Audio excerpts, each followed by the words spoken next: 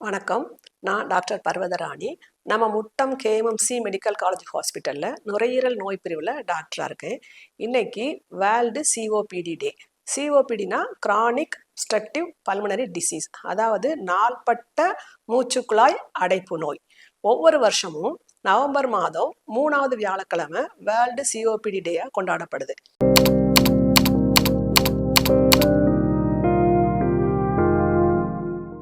இந்த சிஓபிடியை நம்ம ரெண்டாக பிரிச்சுக்கலாம். ஒன்று வந்து கிரானிக் பிராங்கைட்டிஸ், இன்னொன்று எம்பைசீமா. இந்த மூச்சுக்குழாய் சுருங்குவதனால நமக்கு வந்து மூச்சு திணறல் ஏற்பட்டு அதோட சளி இருமல் சேர்ந்திருந்தா அது கிரானிக் பிராங்கைட்டிஸ்.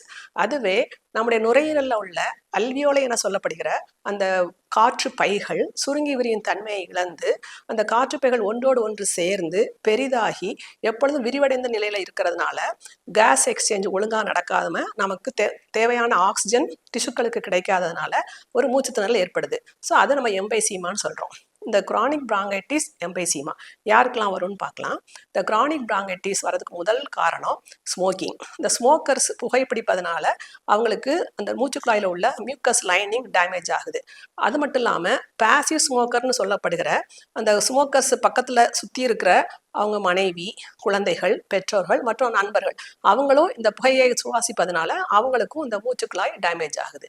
அது போக வீட்டில் அடுப்பெரிக்கிறது, இந்த டயர் எரிக்கிறது, அப்புறம் வாகனத்திலேருந்து வர்ற புகை, தொழிற்சாலைகள்லேருந்து புகை, அப்புறம் காற்றில் உள்ள மாசுத்தன்மை, இதோட ரிப்பீட்டடாக அதோட எக்ஸ்போஷர் ஆகும்போது அவங்களுக்கும் இந்த மூச்சுக்குழாய் சேதமாகுது.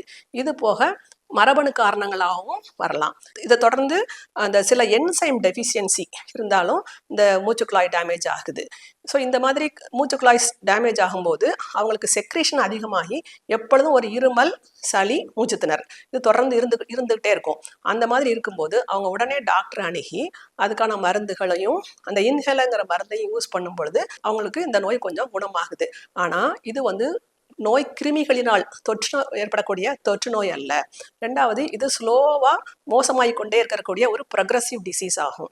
அதனால நமக்கு மூச்சு திணறல், இருமல், சளி இருந்ததுன்னா நம்ம உடனே மருத்துவரை அணுகி அதற்கான ட்ரீட்மெண்ட் எடுத்துக்கொள்ளும் பொழுது இந்த டிசீஸ் மோசமாகாமல் நம்ம பார்த்துக்கலாம்.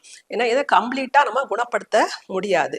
அப்போ நம்முடைய மூச்சுக்குழாயும் சுவாச பாதையும் ஒழுங்காக இயங்குதா அப்படிங்கிறத தெரிஞ்சுக்கிறதுக்கு செஸ்ட் எக்ஸ்ரே, சிடி செஸ்ட்டு, அப்புறம் பிஎஃப்டி என சொல்லப்படுகின்ற பல்மனரி ஃபங்க்ஷன் டெஸ்ட், இந்த 3 டெஸ்ட்டையும் நம்ம பண்ணி நம்முடைய நுரையீரலும் மூச்சுக்குழாயும் நல்ல முறையில் இயங்குதாங்கிறத தெரிஞ்சுக்கலாம்.